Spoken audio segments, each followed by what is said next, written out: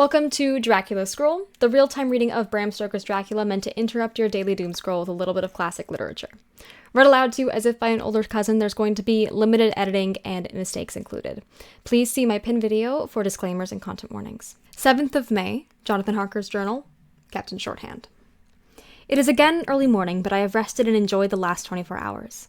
I slept till late in the day and awoke of my own accord. When I had dressed myself, I went into the room where we had supped and found a cold breakfast laid out, with coffee kept hot by the pot being placed on the hearth. There was a card on the table, on which was written, "I have to be absent for a while. Do not wait for me. D." So I set to and enjoyed the hearty meal. When I had done, I looked for a bell so that I might let the servants know I had finished, but I could not find one. There are certain odd deficiencies in the house, considering the extraordinary evidences of wealth which are round me. The table service is of gold, and so beautifully wrought that it must be of immense value. The curtains and upholstery of the chairs and sofas, and the hangings of my bed, are of the costliest and most beautiful fabrics, and must have been of fabulous value when they were made, for they are centuries old, though in excellent order. I saw something like them in the Hampton Court, but there they were worn and frayed and moth-eaten. But still, in none of the rooms is there a mirror. There is not even a toilet glass on my table. Toilet glass? Oh, to, wash your hands? Okay, I see. There is not even a toilet glass on my table, and I had to get a little shaving glass from my bag before I could either shave or brush my hair.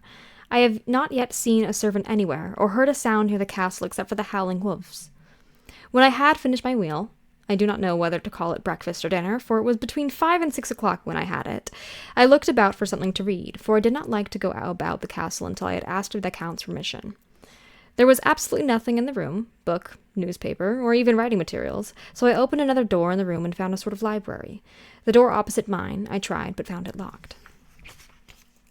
In the library I found, to my great delight, a vast number of English books, whole shelves full of them, and bound volumes of magazines and newspapers. A table in the center was littered with English magazines and newspapers, though none of them were of recent date. The books were of the most varied kind: history, geography, politics, political economy, botany, geology, law, all relating to England and the English lifestyle and customs and manners.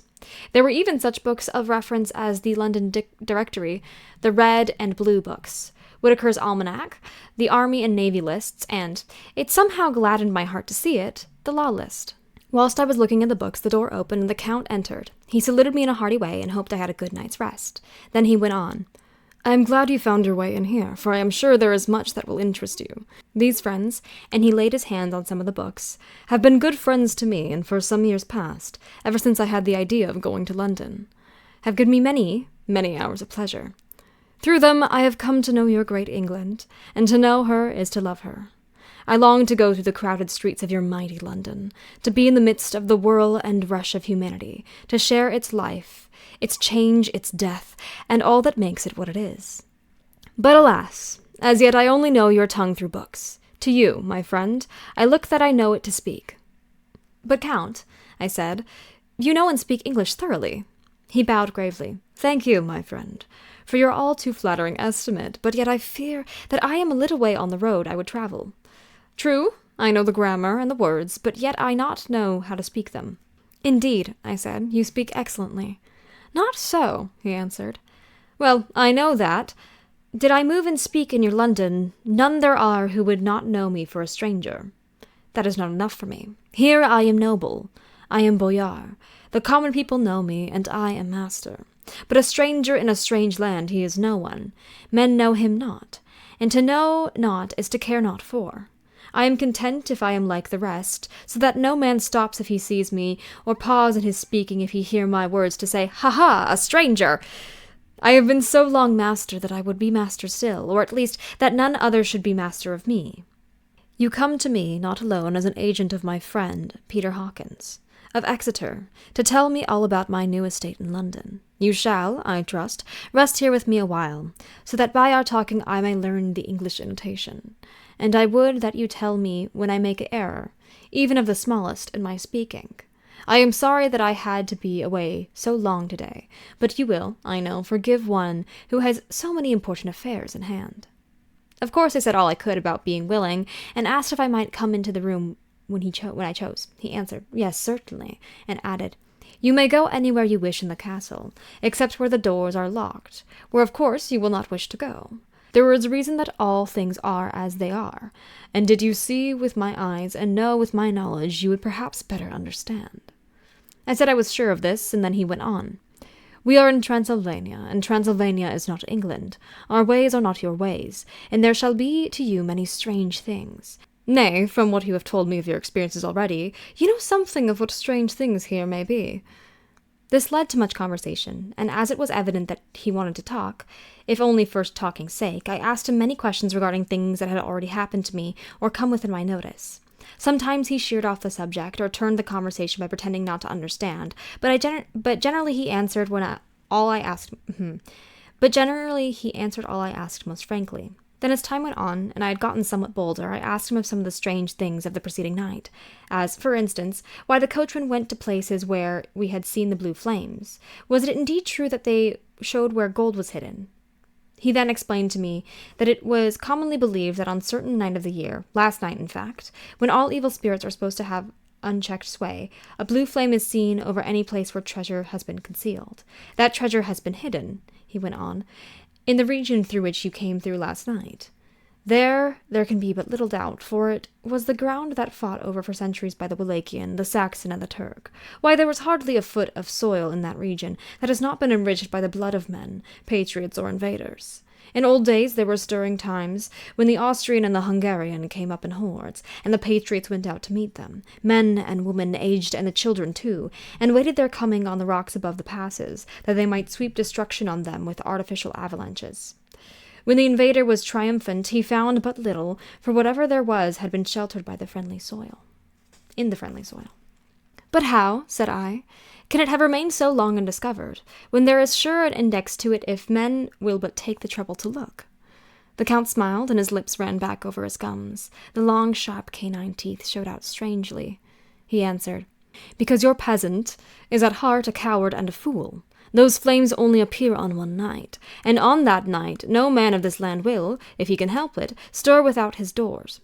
And, dear sir, even if he did, he would not know what to do. Why, even the peasant that you tell me of, who marked the place of the flame, would not know where to look in the daylight, even for his own work. You would not, I dare to be sworn, be able to find these places again. There you are right, I said. I know no more than the dead where even to look for them. Then we drifted into other matters. Come, he said at last, tell me of London, and of the house which you have procured for me. With an apology for my remissness, I went into my own room to get the papers from my bag. Whilst I was placing them in order, I heard a rattling of china and silver in the next room, and as I passed through, I noticed that the table had been cleared and the lamp lit, for it was by this time deep into the dark. The lamps were also lit in the study, in the library, and I found the Count lying on the sofa, reading of all the things in the world, an English Bradshaw's Guide. When I came in, he cleared the books and papers from the table, and with him I went into plans and deeds, and figures of all sorts. He was interested in everything, and asked me a myriad questions about the place and its surroundings. He clearly had studied beforehand all he could get on the subject of the neighborhood, for evidently, at the end, knew very much more than I did. When I remarked this, he answered, Well, but, my friend, is it not needful that I should? When I go there, I shall be alone, and my friend Harker Jonathan, nay, pardon me, I fall into my country's habit of putting your patronymic first. I think that's how that's said.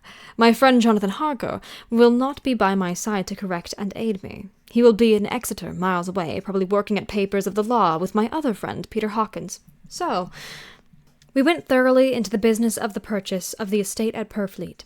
When I had told him the facts and got his signature to the necessary papers, and had written a letter with them ready to post to Mr. Hawkins, he began to ask me how I had come across so suitable a place.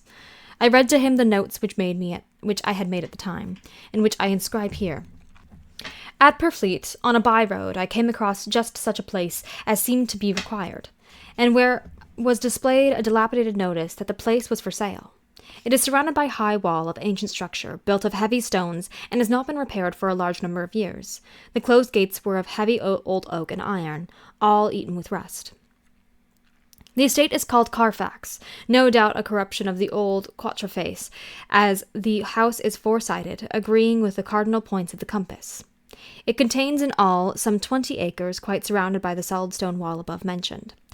There are many trees on it, which make it a in places gloomy, and there is a deep, dark-looking pond or small lake, evidently fed by some springs, as the water is clear and it flows away in a fair-sized stream. The house is very large, and of all periods back, I should say, to medieval times, for one part is of stone immensely thick, with only a few windows, high up and heavily barred with iron. It looks like part of a keep, and is close to an old chapel or church. I could not enter it, as I had not the key of the door leading from the house, but I have taken with my Kodak views from various points. The house has been added to, but in a very strangling way, and I can only guess the amount of ground it covers, which must be very great. There are but few houses close at hand, one being a very large house only recently added to and formed into a private lunatic asylum. Oh, that's unfortunate. It is not, however, visible from the grounds. When I had finished, he said, "I am glad that it is old and big. I myself am of an old family, and to live in a new house would kill me. A house cannot be made habitable in a day, and after all, how few days go to make up a century? I rejoice that there is a chapel of old times. We Transylvanian nobles love not to think that our bones may be amongst the common dead." Damn, that's some classism for you.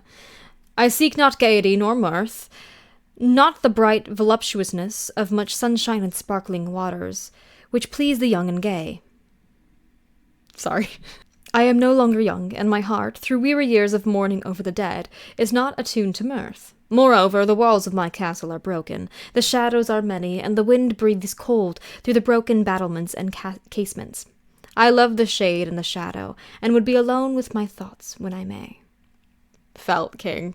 So fair.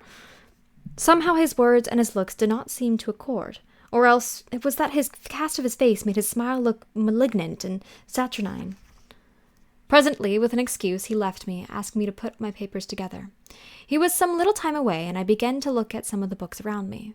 One was an atlas which I found opened naturally at England, as if the map had been much used.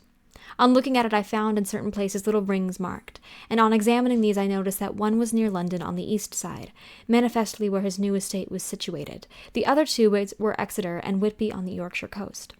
It was the better part of an hour when the Count returned. "Aha!" he said. "Still at your books? Good. But you must not work always. Come, I am informed that your supper is ready."